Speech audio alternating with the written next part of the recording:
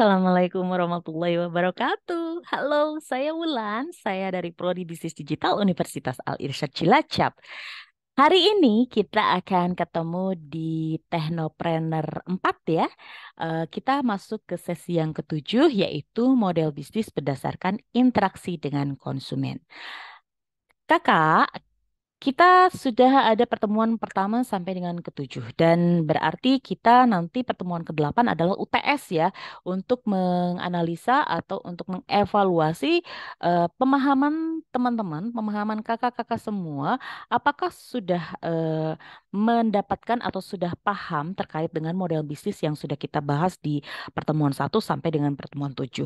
Kalau belum ada yang jelas atau ada yang masih ingin ditanyakan, maka silakan saya membuka tempat atau membuka waktu seluas-luasnya bagi kakak untuk bisa berkomunikasi atau bisa berkonsultasi.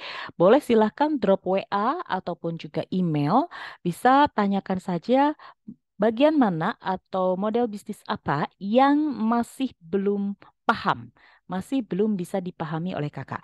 Karena nanti dengan kita mengetahui model-model bisnis yang sudah ada, nanti kakak bisa mengambil atau mengadopsi model bisnis seperti apa yang paling cocok untuk bisnisnya kakak. Gitu ya. Kalau kakak sekarang masih bingung, aduh pakai model bisnis yang mana nih? Padahal kita sudah sampai ke pertemuan ketujuh, maka silahkan lebih baik kakak tanyakan kepada ibu mana bagian yang belum paham agar kita bisa ulangin dan bisa kita bahas di dalam diskusi.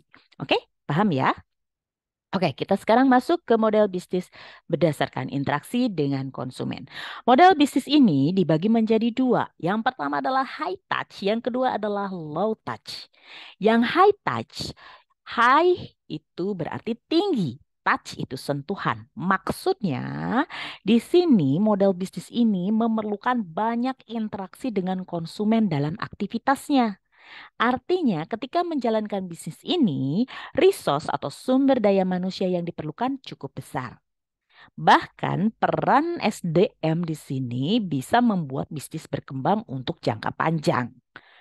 Nah, dipastikan deh kalau Anda itu memiliki sumber daya manusia yang berkualitas agar mampu memberikan hasil yang terbaik. Jadi nantinya bisa membuat konsumennya puas. Nah, kalau konsumen sudah puas, maka mereka akan mempercayakan semuanya ke bisnis yang kita bangun. Oke? Paham ya? Nah, contohnya untuk model bisnis high touch. Itu kalau kakak kepengenan bikin salon kecantikan atau salon pijat kesehatan atau jasa konsultasi atau jasa psikolog. Nah, ini adalah high touch. Jadi interaksinya dengan konsumen antara SDM pegawai kita dengan kita dan customer kita atau pelanggan kita itu intens.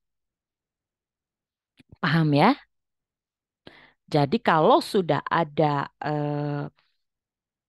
interaksi yang banyak antara SDM dengan pelanggan, maka ini kategorinya adalah high touch. Nah, kalau salon kecantikan gitu ya, kalau kita datang ke sana tapi kita nggak diopeni sama mbak-mbaknya, nggak diopeni sama petugasnya, atau mungkin kita mau pijet tapi kita nggak dipijet sama terapisnya, yaitu namanya kita tidak mengkonsumsi jasanya mereka gitu. Itu sih namanya kita cuma pinjem tempat doang gitu. Kalau kita sama aja dan sendiri kemudian kita pijet-pijet sendiri gitu loh. Nah, kalau kalau yang disebut dengan high touch ini memang ada interaksi gitu antara SDM si pegawai salon kecantikan atau mungkin psikolognya atau jasa konsultasinya ini dengan si customernya gitu ya. Nah, sedangkan kalau low touch gitu, low itu rendah, touch itu sentuhan. Ya, artinya ini memang kebalikan dari high touch. Jadi di sini tidak perlu memerlukan interaksi yang banyak antara konsumen dengan SDM. Bahkan dari mulai tahap penjualan sampai dengan penggunaan produk itu pelanggan itu bisa ngelakuin sendiri gitu. Jadi ini dengan adanya teknologi, dengan adanya otomasi teknologi, kecanggihan teknologi, maka ini mungkin terjadi. Nah, salah satu contohnya biar gampang itu mungkin survei Monkey. Jadi di sini penyedia platform survei online itu mereka ngambil model bisnis premium. Jadi nawarinnya itu pertamanya gratis sampai dengan template-template tertentu yang bisa mereka berikan secara gratis. Tetapi kalau ada customer yang kepengen nambah lagi layanannya, maka mereka harus membeli paket lebih gitu, paket premiumnya. Nah, di sini si pelanggannya itu bisa melakukan sendiri surveinya. Jadi bisa bikin pertanyaan-pertanyaan yang sesuai dengan mereka perlukan. Terus habis gitu juga mereka bisa membuat jumlah pertanyaannya ada berapa, responnya dan segala macam. Nah, selama mereka menggunakan pakai template, maka itu gratis. Tetapi kalau mereka ternyata kepengenan, aduh aku pengen responnya unlimited, terus aku pengennya ada fitur tambahan, terus ada A/B testing atau ada apa untuk menyeleksi atau untuk memeriksa atau mengevaluasi hasil surveinya itu sudah oke atau belum dan lain-lain, maka itu kan tidak ada di dalam layanan yang ditawarkan oleh Survei Monkey. Maka itu harus bayar lagi pakai premium. Seperti itu. Itu salah satu contohnya ya untuk Low Touch.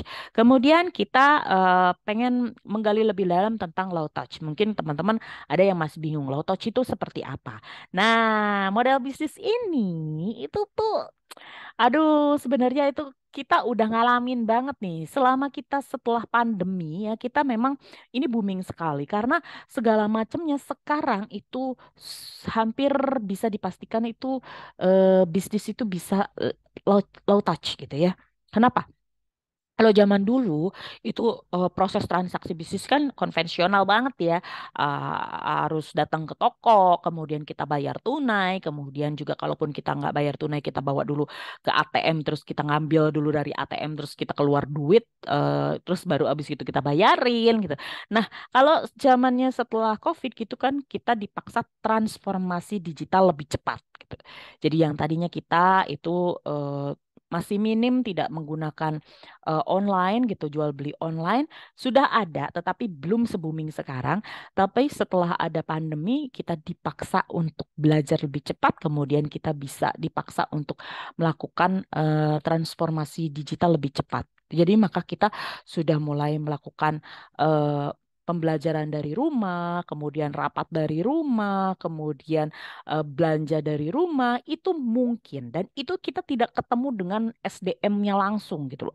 Kita hanya melalui aplikasi saja, kita nggak ketemu fisik gitu, nggak ketemu si mbak-mbak, kita nggak nyobain sepatu langsung gitu, tapi kita hanya mengasih ukuran sepatu, kemudian kita minta tolong diukurkan dari sananya diameternya berapa, kemudian panjang, pendek dan segala macamnya, gitu, baru ketemu ukuran sepatunya berapa, kemudian tinggi sepatunya juga kita bisa ditanyakan langsung kepada admin, tetapi tidak secara fisik kita datang dan nyoba langsung sepatunya.